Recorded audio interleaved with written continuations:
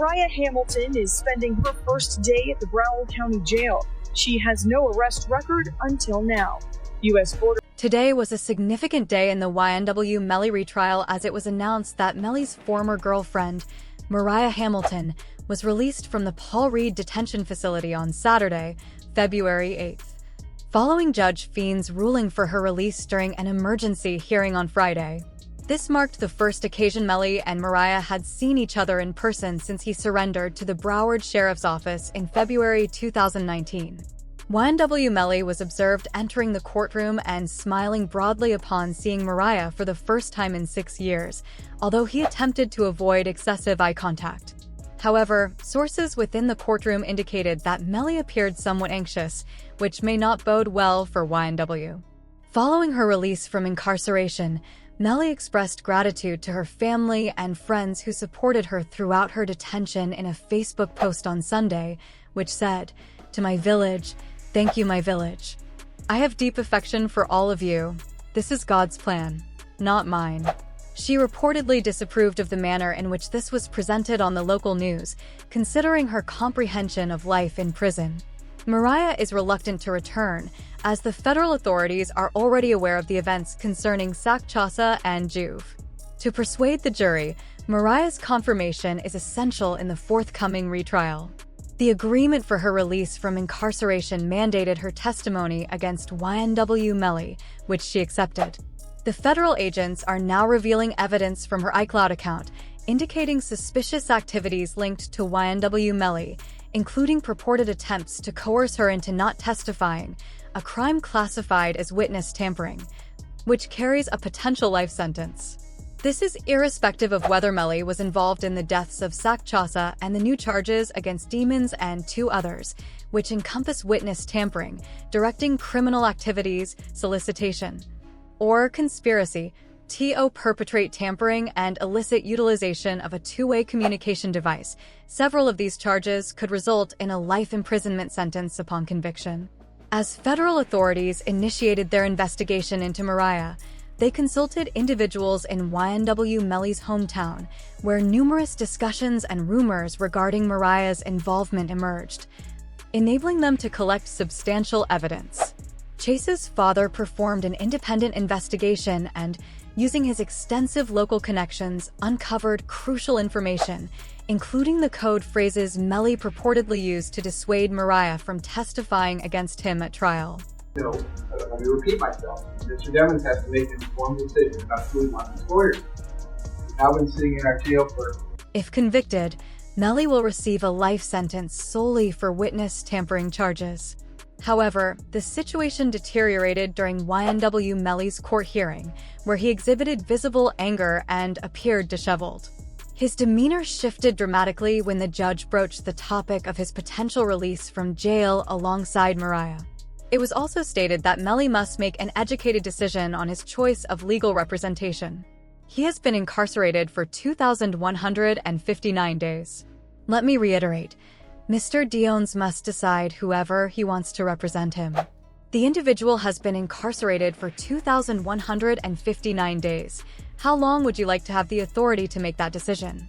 The court expressed disbelief that Melly had been incarcerated for such an extended period without a conviction. He instructed the prosecution to provide a justification for Melly's continued detention by tomorrow, or he would grant his release on bail.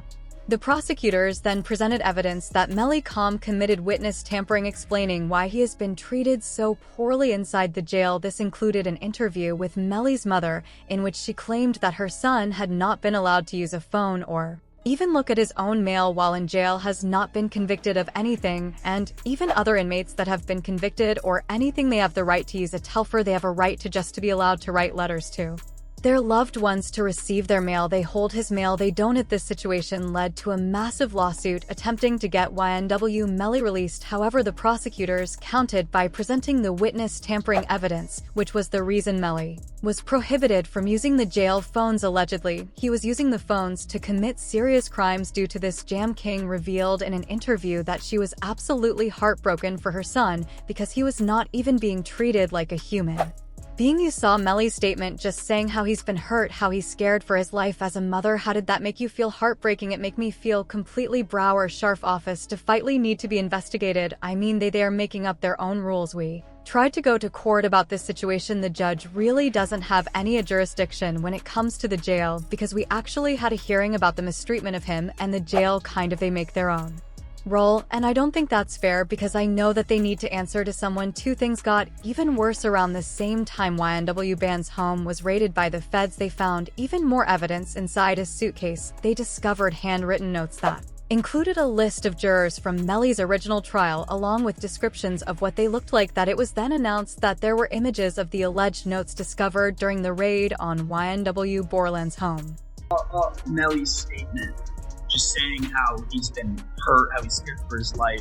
As a mother, how did that make you feel? This is highly unlawful. Who's to say that Balln wasn't intending to pursue vengeance if the jury convicted YNW Lou to life in prison during the initial trial? Even DJ scholars remarked on the matter to keep it real. This is Slop Portland. How people have the notebook of the jurors in your house. Holy, like, come to fun. It's like doing and having the surveillance tape, the DVD player or something like that, I mean, like, come on bro, like RA your crib and surveillance footage of these in your DVD play. Oh, okay, thank you brother, this can't be at your crib. Mui also got tied into the mess. He stated that authorities were doing whatever they wanted to YNW Melly, whether it was legal or not. Even if he had no involvement, they were allegedly turning everything against Melly to keep him in jail for over 2,159 days. They won't to I knew they wanted them bad when they waited for that lobby. Yeah, he in jail for 2 years, 3 years. Yeah, it could have been 2.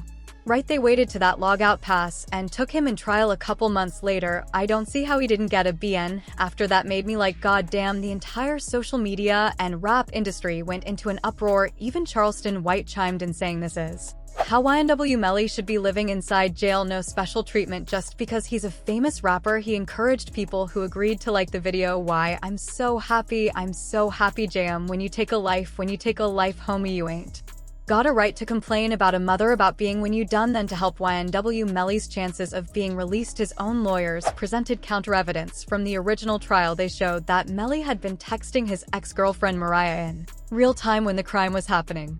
GPS evidence also tracked him running for men on the street and hiding in a bush. So there's I think they're still out here. Something, are you okay? The situation with Melly is a complicated one.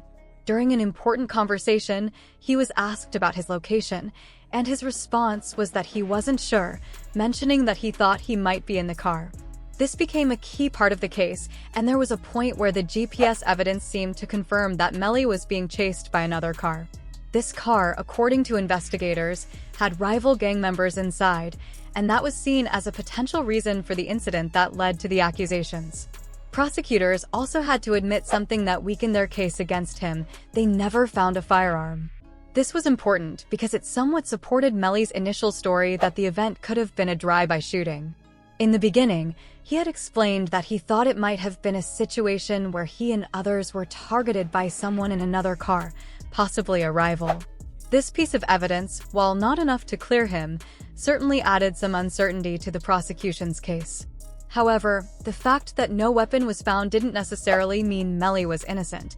It just created doubt about the exact circumstances of what had happened.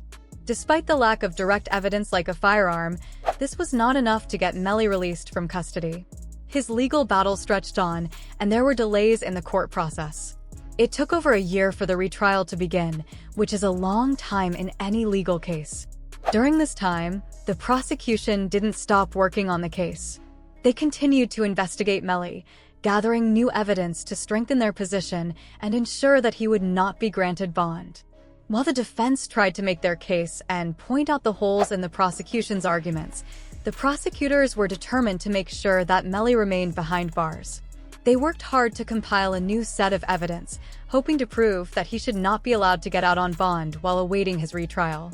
This added a level of tension to the case because, as time passed, it became clear that the prosecutors were committed to keeping him in custody.